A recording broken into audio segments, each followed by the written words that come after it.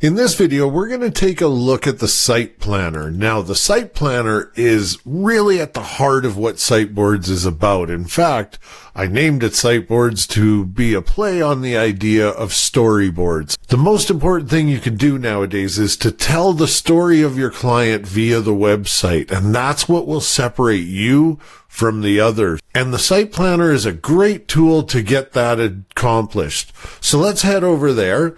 And it always starts with a home page, which, for obvious reasons, every website has a home page, and you simply add another page. So let's say we added a page called Our Shoes, and we'll also add another page that says, I don't know, Contact Us. Now, these are top-level pages, and if we want to add any child pages, so pages that are under it, let's say Men's Shoes, and we'll add another sibling here, Women's Shoes. And you can even have a third level, which would be a child of the child. So in this case, we'll say Kids. And we'll have another saying Adults. So you get how quickly you can build out your page structure. Now, what good is a page structure? What is all this for? Well, by clicking on the actual page, you'll get this, which is the actual planner. Now, on our landing page, it's going to be a landing page. Our status right now is not started, which actually they're all not started. If I switch this over here, I can see the status. And if I want, I can actually track my progress. You see, as I make it in progress, it goes orange, and when it's complete, it will show as green. So that gives you a really quick way to see what all these pages, where their status is. Now let's actually look at the page planner here. And in this, we're going to say what our page goal is.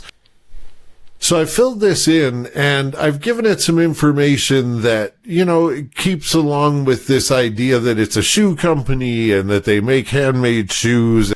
And I've mentioned that we should have an area that shows our current users. And basically, once you've done one page, these will start to be able to be done via AI because it kind of figures things out. But in the first page, it's important that you take time to write a really good page goal. We'll go ahead and save that. And now you can begin to add sections. Now, you can add sections just the way they are, and we'll just click Add Section, and you could type in a name and put what type it is. So let's say this is a features section, and I say, Our Shoes. And we'd say what the section goal is to, showcase our shoes. And when here we do content notes of anything that we kind of want to do, like heavy in images, very modern look, whatever it is you want to save, and you would add that section, and there that section is added, and you can comment on it and stuff. But now I've gone ahead and completed a few other sections here so that you can kind of see what a page looks like when you have more than one section. The great thing is this can be changed around quite easily. For instance, let's say we wanted to have our gallery after our features. We just drag it in place. Or maybe we want our testimonials to come right after our hero. We can do that also. And at any time, we can go ahead and edit that section. Now, we may need to say we need an asset. So let's say here we're going to need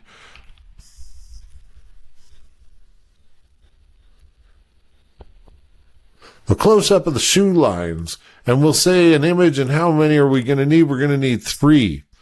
And this will add an asset to our assets section, which we'll cover in another video. But it just shows you how you're thinking about the content, not worrying about little boxes and drawing lines and all that. You're thinking about telling the story. And that's where the Site Planner's real power is. Yes, it does all your assets and gets everything, and you could share it with the client, which we're about to see.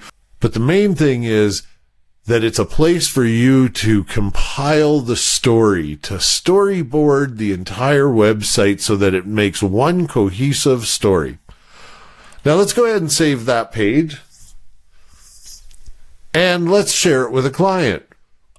We will go ahead and send an email over to Barb, and you'll see that this is all this text here. That all comes from your company profile under your email templates, and down here you can see where you have the site planner link, and there's the email. So each one can be customized to your company. Now let's go back and share this with Barb, and we're going to enable it in the client portal. And we could, if we wanted to, set a reminder to follow up and say, hey, did you get that? We're not going to do that for this test, but let's go ahead and send the email. And now that that email is sent and the site planner has been shared in the client's portal, we can go ahead and go to our client. We'll just do this in another window. We'll view, and let's go ahead and open Barb's portal. And as you can see, the site planner is now there, and she could see that page. She could see everything that was done. And if she wanted to, she could comment here and say, this looks good. Let's have 4 shoes in this section. Okay, and once she leaves a comment, if you come back here as the designer and I refresh, you'll see that a comment has been left on this homepage. So I can come here and I can see that this comment was on this section. And if I click it, there's what Barb said. So you see the interaction here, how you're telling the story with the client. You're not going off in a corner and coming back and saying, here you go, here's your story. No, it's hand in hand. In the next video, we're going to take a look at the AI implementation of this, and that takes it to even another layer. However, the one last thing I do want to show you is, while you do have the assets library and the ability to mail this off, another great thing you have is the sitemap. The sitemap is an actual visual representation of the page, so that your clients can get a visual understanding of what their site looks like as far as the flow goes. And this also gets used in the proposal. So I hope to see you in the next video.